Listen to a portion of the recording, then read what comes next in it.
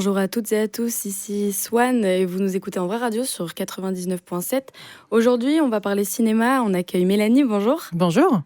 Alors, quoi de prévu au programme Pour cette semaine, du 29 janvier au 4 février, on va commencer par la sortie nationale de la semaine, qui est Une nuit au zoo, de Ricardo Curtis et Rodrigo Pérez Castro, qui est un film d'animation pour enfants à partir de 8 ans, recommandé à partir de 8 ans, et j'insiste vraiment là-dessus parce que le CNC a même mis un avertissement jeune public sur ce film, pour dire qu'il y a des scènes qui peuvent faire peur aux enfants, en fait. Voilà. Parce que c'est un film d'horreur pour enfants. Ça, voilà. En tout cas, c'était l'objectif des réalisateurs d'amener les enfants à s'intéresser aux films d'horreur. L'histoire, c'est une météorite qui éclate sur un zoo et qui libère un méchant virus. Les animaux vont se transformer en zombies. Donc tout cet univers-là a été édulcoré pour évidemment ne pas trop faire peur aux enfants. Et on va parler évidemment de coopération, d'entraide, parce qu'il y a des animaux qui vont pas être touchés. Il va falloir sauver les autres animaux. Mais voilà, sachez-le, pour ne pas amener des enfants trop jeunes quand même voir ce film-là. Donc un film avec avertissement. Avec avertissement, tout à fait. Très bien. Bien que ce soit un film d'animation pour enfants. Ça peut exister. On a des avant-premières aussi. Une avant-première, Ouais. God Save the Tuche de Jean-Paul Rouve, qui est le 5e épisode des Tuches, très attendu. C'est le premier par contre qui est réalisé par Jean-Paul Rouve. Les 4 premiers avaient été réalisés par Olivier Barou. Jean-Paul Rouve qui incarne aussi le père de famille dans cet univers. Donc après Monaco, après les États-Unis, après l'Élysée, après les fêtes de Noël, et bien là, la famille Tuche débarque au Royaume-Uni, chez la famille royale, et on va évidemment assister à un choc des cultures, comme dans tous les épisodes des Tuches. Donc si vous avez envie de rire, c'est dimanche que ça se passe, à 17h30 au cinéma, avant la sortie nationale, tout prochainement. Très bien, et si c'est pour aller voir les Tuches, c'est ce dimanche. C'est ça. Des événements à prévoir alors cette semaine aussi ? Alors 3 événements cette semaine. Ouais. Le principal sur lequel j'ai vraiment envie d'insister, c'est une rencontre avec Serge Le Perron, le réalisateur de Mémoire de Palestine. Donc ce sera lundi 3 février, ça y est, on change de mois.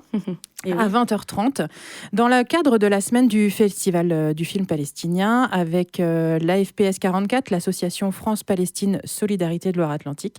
Ce film, c'est le témoignage de Leila Chaïd.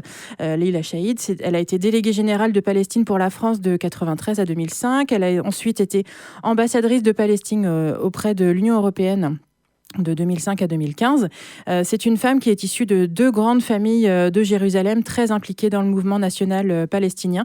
Et en fait, elle nous raconte l'histoire de sa famille, mais aussi l'histoire de tout un peuple palestinien, en partageant les souvenirs de sa mère. Sa mère, c'était Cyrine Husseini Chaïd, et elle a écrit un livre, Souvenirs de Jérusalem.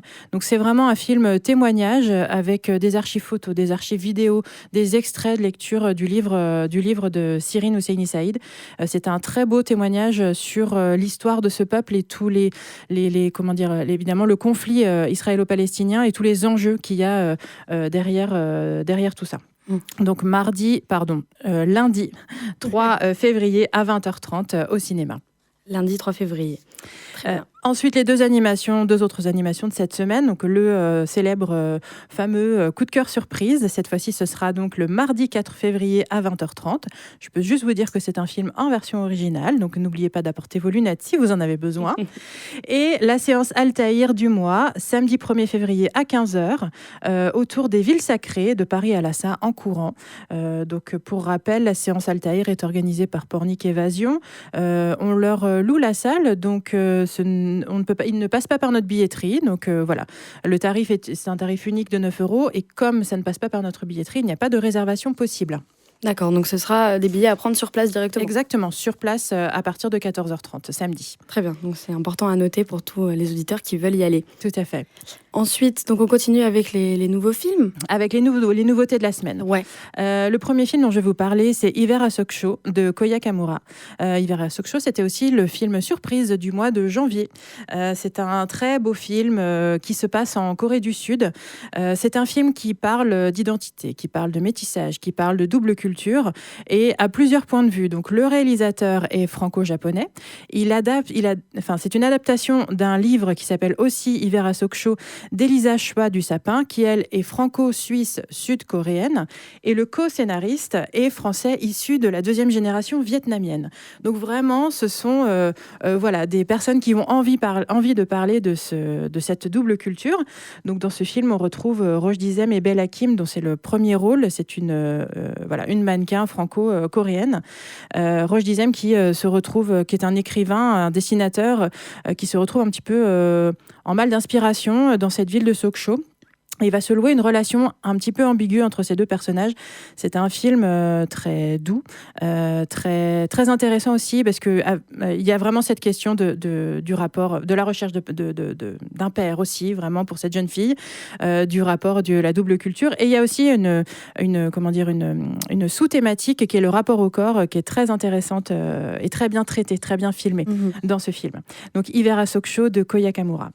La deuxième nouveauté de la semaine, c'est Baby Girl de Alina Rein, qui est une réalisatrice néerlandaise, donc avec Nicole Kidman et Harris Dickinson. Et là, c'est l'histoire d'une femme d'une cinquantaine d'années qui se retrouve à avoir une relation torride avec un de ses salariés qui est beaucoup plus jeune qu'elle. Et c'est un film qui interroge à nouveau le rapport à l'âge, le rapport au corps. À noter que c'est un film interdit aux moins de 12 ans. Et oui, c'est ce que je vois, j'allais y venir. Voilà, et qu'on passe en version française et en version originale. Le troisième film, Je suis toujours là, de Walter Salles. Walter Salles qu'on connaît pour Sur la route, donc l'adaptation de Jack Kerouac, et surtout Central do Brasil de 1998. Cette fois-ci, il adapte l'histoire vraie de Denise Paiva, qui s'est battue toute sa vie pour faire reconnaître le meurtre, l'enlèvement, la disparition de son mari, Rubens Paiva, qui était un député à Rio dans les années 60-70 et qui s'est fait enlever, torturer et tuer par la dictature militaire. Donc c'est le combat d'une famille pour faire reconnaître cette disparition et tout particulièrement le combat d'une femme. Ce film-là, on le passe uniquement en version originale.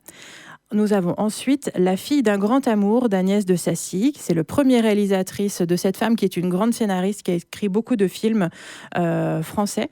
Et on retrouve Isabelle Carré et François Damiens dans les rôles principaux. Et en fait, Agnès de Sassy, elle nous raconte là l'histoire de ses parents. Donc elle ne les filme pas eux. Elle a engagé des comédiens pour les jouer, mais c'est l'histoire de ses parents qui se sont séparés et qui se sont retrouvés à l'occasion d'un documentaire qu'elle avait fait sur eux il y a quelques années.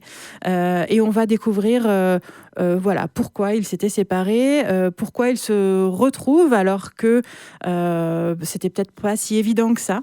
C'est un très beau film d'amour qu'elle fait à destination de ses parents. Une belle histoire d'amour donc. Tout à fait.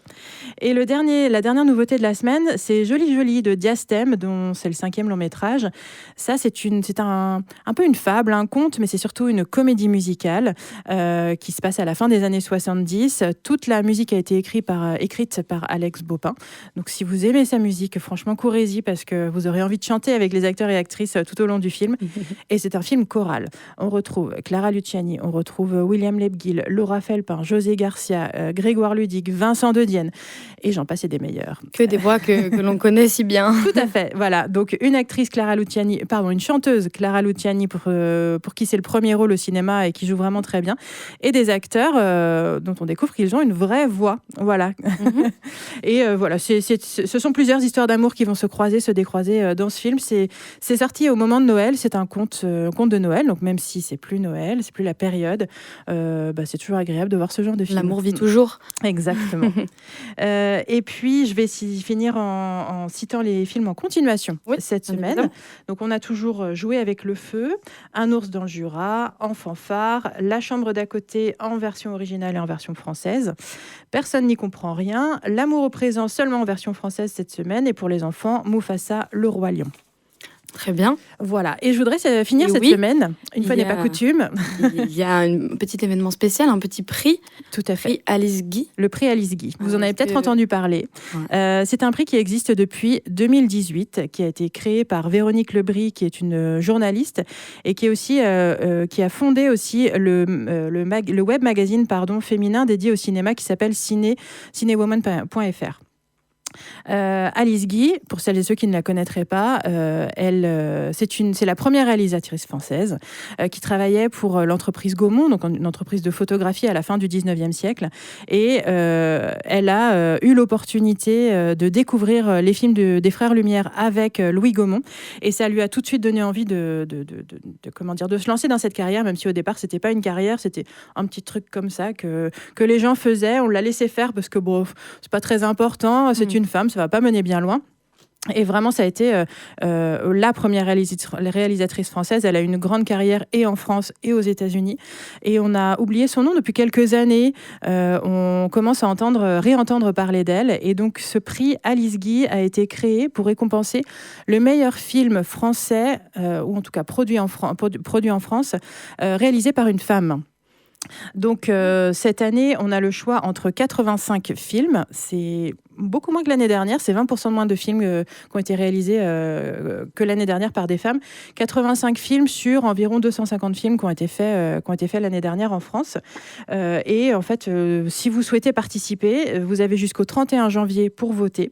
Il suffit de vous rendre sur le site www.prixaliceguy.com/voter. Si vous tapez Prix Alice Guy dans une barre de recherche, vous allez trouver très facilement. Et vous avez le choix. Vous devez choisir les 5 meilleurs films selon vous de l'année. Vous avez jusqu'au 31 janvier minuit. À partir du 1er février, les 5 premiers films seront soumis à un jury de 6 professionnels qui, eux, éliront le meilleur film. L'année dernière, le prix avait été décerné à Kauter Benania pour Les filles d'Olpha, ce documentaire fiction qui était vraiment très très beau l'année dernière. Et donc l'objectif de ce prix, c'est de pallier à l'absence des réalisatrices dans les grands prix connus, dans les grands palmarès, de promouvoir une réalisatrice chaque année et surtout de faire découvrir le travail d'Alice Guy sur grand écran. Parce que lors de la remise de prix, il y a aussi plusieurs de ces courts-métrages qui sont projetés sur grand écran. Et d'ailleurs, si vous avez envie de découvrir son travail sur YouTube, vous allez trouver plusieurs de ces courts-métrages. Allez-y, courez-y, c'est magnifique. Super, et donc pour voter, c'est jusqu'au 31 janvier. C'est ça. Minuit. Donc allez-y, foncez, et à la semaine prochaine. À la semaine prochaine. Au revoir.